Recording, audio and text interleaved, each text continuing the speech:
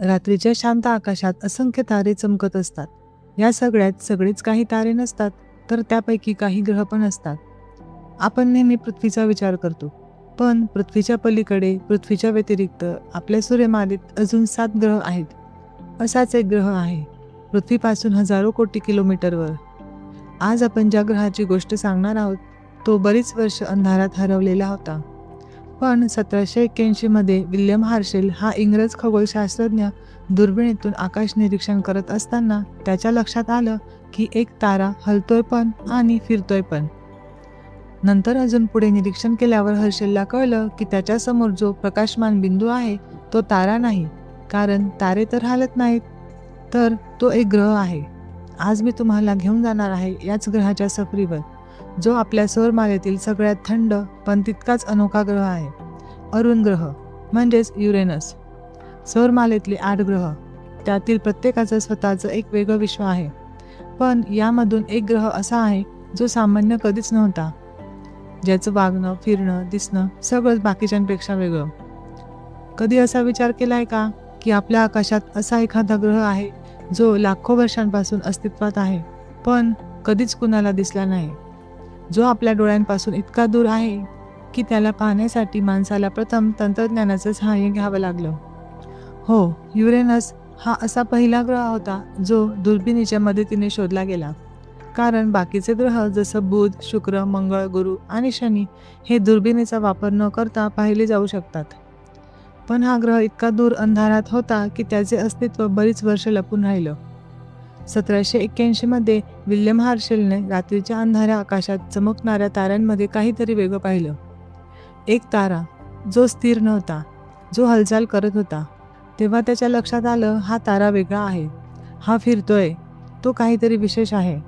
आणि मग काय, त्या रात्री मानवजातीने सौरमालेच्या एका नवीन रहस्याचा पर्दाफाश केला. युरेनस, एक नवीन ग्रह, एक नवीन कहाणी आणि एक नवीन अध्याय विज्ञानाच्या इतिहासात सुरू झाला. सौरमालेत कित्येक ग्रह, उपग्रह आणि बटुग्रह आहेत, पण युरेनससारखा कोणीही नाही. कारण सगळे ग्रह आपल्या ॲक्सिसवर व्हर्टिकल म्हणजेच सरळ उभ्या रेषेत फिरतात. पण युरेनस काय करतो, तर तो हॉरिझॉन्टल म्हणजेच अक्षरशः आडवा झोपून फिरतो. त्याचा ॲक्सिस तब्बल 98 अंशांनी झुकलेला आहे, म्हणजेच तो सूर्याभोवती जणू लोटांगण घालत असल्यासारखाच फिरतो. हा एकमेव असा ग्रह आहे जो अशा पद्धतीने रोलिंग बॉलसारखा सूर्याभोवती फिरतो. युरेनसच्या या विचित्र फिरण्यामागे एक थरारक कारण लपलेलं आहे. शास्त्रज्ञांचं मत आहे की अब्जावधी वर्षांपूर्वी जेव्हा ग्रह, तारे निर्माण अवस्थेत होते, तेव्हा एक विशाल पृथ्वी एवढा किंवा त्याहून मोठा ग्रह युरेनसला धडकला आणि त्या अपघाताने त्याचा संपूर्ण ॲक्सिसच बदलून टाकला. या धक्क्यामुळे युरेनस तर आडवा फिरायलाच लागला, पण त्याच्या आतली उष्णताही बाहेर निघून गेली आणि युरेनस बनला सौरमालेतील सर्वात थंड ग्रह. युरेनसकडे 27 चंद्र आहेत आणि त्याभोवती शनिग्रहाप्रमाणे रिंग्स ही आहेत. युरेनसच्या या अजब स्पिनिंग स्टाईलमुळे या ग्रहावर दिवसाचं आणि रात्रीचं चक्र हे पृथ्वीपेक्षा खूपच वेगळं आहे. एक वेळ अशी असते की त्याचा एक ध्रुव 42 वर्ष सलग सूर्यप्रकाशात असतो आणि दुसरा ध्रुव 42 वर्ष पूर्ण अंधारात. कल्पना करा, 42 वर्ष सूर्योदयच होत नाही किंवा मावळतच नाही. म्हणूनच युरेनस हा फक्त ग्रह नाही, तो एक जग आहे, वेगळ्या नियमांचं, वेगळ्या आकाशाचं आणि पूर्णपणे वेगळ्या आयुष्याचं.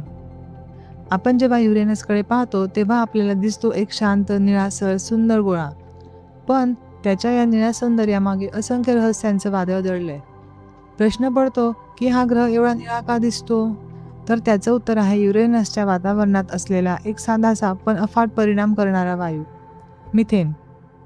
हा मिथेन वायू सूर्यप्रकाशातली लाल किरणं शोषून घेतो आणि निळ्या प्रकाशाला परावर्तित करतो. म्हणून हा ग्रह आपल्याला असा निळसर, स्वप्नवत भासतो. पण त्याच्या निळेपणामागे अजून काहीतरी गूढ लपलेलं आहे. Diamond rain. युरेनसच्या अत्यंत उच्च दाबाखाली मिथेनमधील कार्बन ॲटम्स एकमेकांवर दाबले जातात आणि ते हिऱ्यांचे स्फटिक बनतात. हे स्फटिक पावसासारखे ग्रहाच्या आतील थरांमध्ये खाली पडतात. कल्पना करा, तुम्ही जमिनीवर पावसाची वाट पाहत उभे आहात आणि अचानक हिऱ्यांचा पाऊस सुरू झाला. पण हा हिऱ्यांचा पाऊस पाहायला तिथपर्यंत कोणीही पोचू शकत नाही किंवा तिथे कोणतं यान पाठवू शकत नाही. कारण युरेनसवर सॉलिड सरफेसच नाही, म्हणजे पृथ्वीप्रमाणे या ग्रहावर जमीन नाही जिच्यावर आपण उभे राहू शकतो. हा केवळ एक वायूचा गोळा आहे, म्हणजेच तिथे काहीच लँड होऊ शकत नाही. युरेनस हा स्वतःच एक रहस्य आहे, पण त्याच्यासोबत अजून 28 रहस्य फिरतात आणि ते म्हणजे त्याचे 28 चंद्र. आज आपल्याला युरेनसचे 28 चंद्र माहीत आहेत, पण या प्रवासाची सुरुवात झाली 1787 साली. विल्यम हार्शलने 2 सर्वात मोठे चंद्र शोधले, टायटानिया आणि ओबेरॉन. नंतर 1851 मध्ये विल्यम लॅसेलने आणखी 2 चंद्र शोधले, अरियल आणि अंबारियल. मग मात्र जवळपास 100 वर्षांची शांतता होती, कारण कुणालाच नवीन चंद्र सापडला नाही. पण 1948 मध्ये जेरॉड क्युपर नावाच्या खगोलशास्त्रज्ञानं एक अद्वितीय चंद्र शोधला, मिरांडा.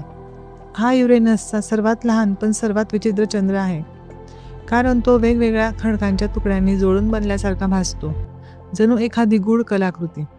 1986 मध्ये व्हॉयेजर 2 यान युरेनसच्या कक्षेत पोहोचलं आणि अचानक 10 नवीन चंद्रांची ओळख झाली.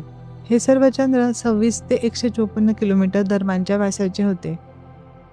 पण ही गोष्ट इथं थांबत नाही. व्हॉयेजर नंतरही वैज्ञानिक शांत बसले नाहीत. हबल स्पेस टेलिस्कोप आणि अत्याधुनिक जमिनीवरील दुर्बिणी वापरून अजून 16 बिनओळखी चंद्र सापडले. हे इतके लहान आहेत की फक्त 12 ते 16 किलोमीटर त्यांचा व्यास आहे. व्हॉयेजर 2 ने पाहिलेल्या बहुतेक चंद्रांवर बर्फ आणि खडक सापडतात. शनिग्रहांप्रमाणे युरेनसच्याही रिंग्स आहेत. युरेनसकडे आजमितीला 13 रिंग्स आहेत. या रिंग्स शनिग्रहाप्रमाणे विशाल नाहीत, तर गडद, अरुंद आणि इतक्या पातळ आहेत की त्या डोळ्यांना दिसतच नाहीत. युरेनसच्या रिंग्सची एक वैशिष्ट्यपूर्ण गोष्ट म्हणजे त्या कायम अरुंद राहतात. त्यांची जाडी फक्त काही किलोमीटर असते. या व्हिडिओमध्ये आपण युरेनसबद्दल खूप काही जाणलं, पण खरं तर मनुष्य या ग्रहाजवळ केवळ एकदाच पोहोचलाय. 1986 मध्ये व्हॉयेजर 2 या एका छोट्याशा यानाने युरेनसच्या जवळून एक उडती नजर टाकली होती. त्याने काही मोजके फोटो पाठवले, काही मोजके मोजमाप केले आणि व्हॉयेजर 2 पुढच्या प्रवासाला निघून गेला. पण आता विज्ञान पुन्हा तयार होतंय. आता युरेनसकडे फक्त पाहायचं नाही, तर त्याच्या आतल्या गोष्टी जाणून घ्यायच्या आहेत. नासा आणि युरोपियन स्पेस एजन्सी मिळून आता युरेनससाठी युरेनस पाथफाइंडर आणि MUSC म्हणजेच mission to Uranus for science and exploration अशा पुढील मोहिमा तयार करत आहे. या मोहिमा 2030 नंतर कधीही लॉन्च होऊ शकतात. हे स्पेसक्राफ्ट युरेनसभोवती फिरतील, त्याचे चंद्र अभ्यासतील, त्याच्या वातावरणात शिरतील, त्याच्या आईस जायंट रचनेचा भेद उघडतील आणि कदाचित हिऱ्यांच्या पावसालाही जवळून पाहतील. आपल्याला अजून माहिती नाही की युरेनसच्या बर्फाखाली काय लपलंय. कदाचित पाण्याचे साठे किंवा सूक्ष्मजीवांचे संकेत. कदाचित आपल्या पृथ्वी इतकं नसलं तरी काहीतरी असं जे जीवनासोबत सुसंगत असू शकतो. तर कशी वाटली युरेनस ग्रहाची आजची सफर तुम्हाला? कमेंट करून नक्की सांगा. आणि हो, व्हिडिओ आवडला असेल तर लाईक, शेअर, सबस्क्राईब करायला विसरू नका. पुढच्या व्हिडिओत आपण भेटू एका नवीन ग्रहासोबत, नवीन गोष्टींसोबत आणि नव्या ज्ञानाच्या शोधात.